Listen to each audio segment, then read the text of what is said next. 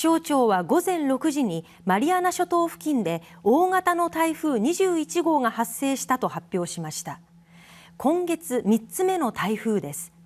今後台風は西寄りに進み、来週には暴風域を伴って沖縄に接近する可能性があります。その後の進路は定まっていませんが、台風からの湿った空気の影響で本州付近に停滞する秋雨前線が活発化し、西日本や東日本でも雨が強まる恐れがあります。今後の情報に注意が必要です。